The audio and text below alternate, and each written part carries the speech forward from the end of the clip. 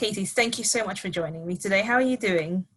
I'm good. It's Friday. It's a long weekend. That's a good thing. Very good thing.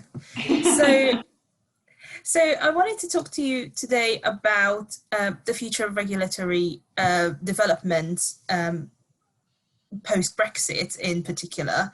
So we've been waiting for this day for quite a few years now. How how how did it meet your expectations? I guess there was a lot of doom and gloom and Brexit's going to be the end of the world. And I think we did have some kind of negative fallout from Brexit, and I'll talk about that. But I think it wasn't as bad as a lot of people thought it was going to be perfectly honest. I mean, so just a couple of examples.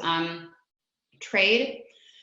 I think on the trade front, we absolutely saw some changes. There was, the famous story of the lorry drivers, the truck drivers trying to make it over the border out of the Eurotunnel, sitting in their cars for ages. So that was quite a high-profile instance when we saw the supply chains disrupted, kind of more friction from the customs union perspective. Vaccines, there was a bit of a tiff over the vaccine and trade of vaccines across the continent and the UK. So we did kind of see some things flare up on that front. I have read some studies that suggest that trade in the UK has fallen by approximately 20%, but then I think the data is really quite fresh. So it's difficult to see to what extent is COVID and the disruption which is happening from trade movement and things like movement of goods kind of impacting those figures. So, but I do think that's absolutely an area that's been impacted. Moving kind of to my part of the world, so finance, banking, financial services sector, I think there has been an impact, absolutely. Some of the sort of anecdotal headline impacts we have seen or have heard about. So share trading, there was a bit of a bump, an increase in share trading, in particular in Amsterdam. So that's something that we've seen across the headlines, across the press. Has it impacted us, HSBC, as a firm? Not really that much, not per se.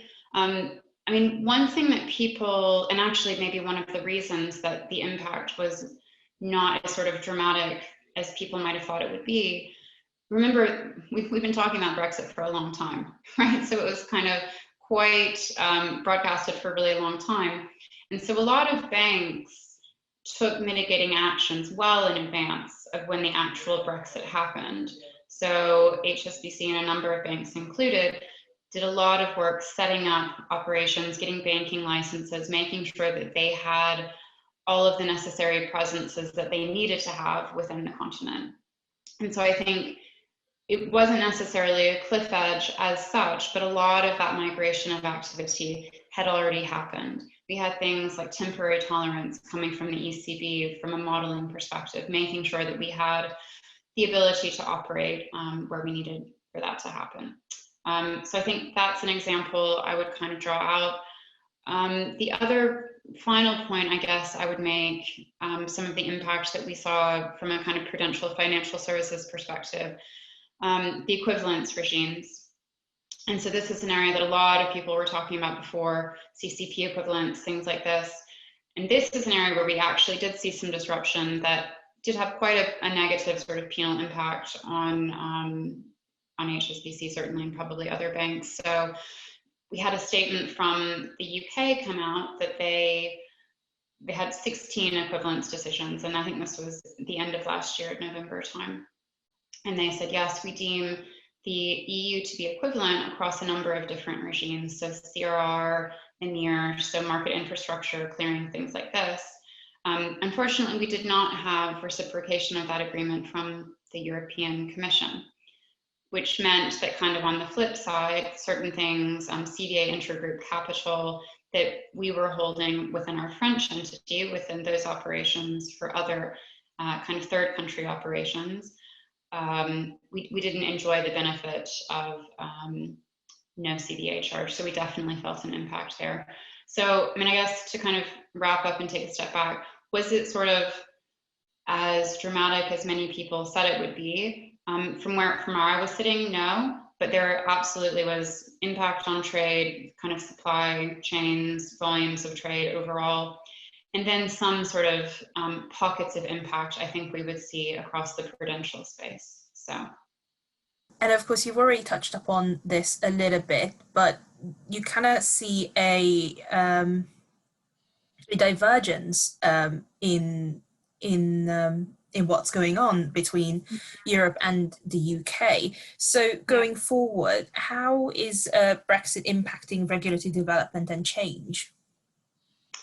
Good question. So a lot of what we're seeing, so we had all of the regulation that was in force before the end of the year, before 31st of December. I think it was actually 11 p.m. because it was 12 p.m. on the continent or something like this. All of the regulation which was live in the EU official journal was sort of directly imported. It was directly converted into applicable UK regulation.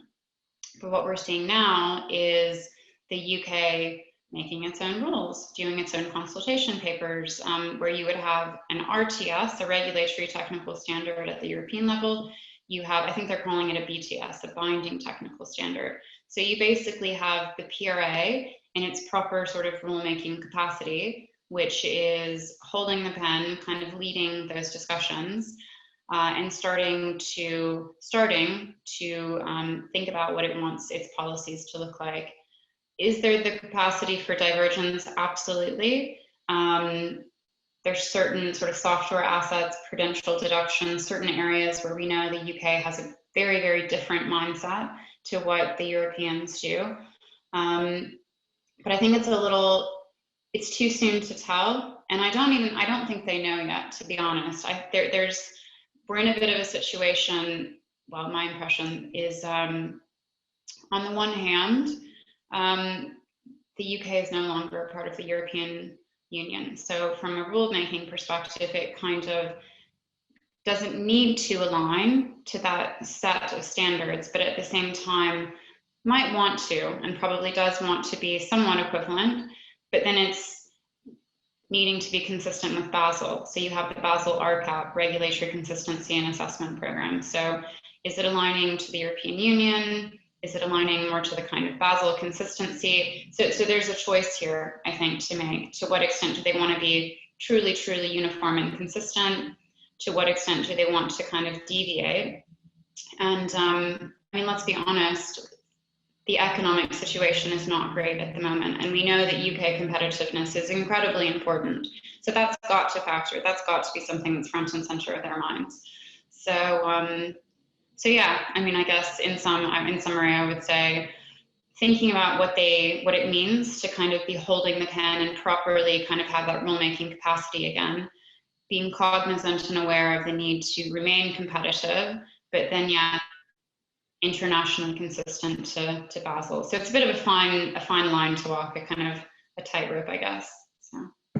And with that in mind, I wanted to ask you about the challenges that we might face this year. Well, from a UK banking perspective, one of the challenges that we face is we're a third country. So what does that mean? You know, whereas before we would have certain alliances, things in common with continental banks, but we're not a part of that club anymore. So do we have more in common with the US? Do we have more in common with Australian firms, with Swiss firms? So there is this kind of looking for an identity and kind of what it means to be a UK bank. Very similar actually to the what I think the PRA is probably facing now in terms of its identity as a rulemaker. So how do you, and it's navigating that, which is quite, and on the one hand, it's exciting because you're sort of on your own, you're out there. I mean, I'm having more conversations with the PRA, really proper bilateral conversations than I ever did before. But on the other hand, it's, as I said, it's finding that balance. It's finding that balance between helping the PRA to achieve its objectives that it needs, but then also kind of guaranteeing that competitive angle. So I think that's going to be a challenge in figuring out how that lands, our identity and then the identity of the regulators, the UK regulatory bodies. Katie, thank you so much for sharing your thoughts and for joining me today. No problem. Thank you for having me, Lily. It was a pleasure.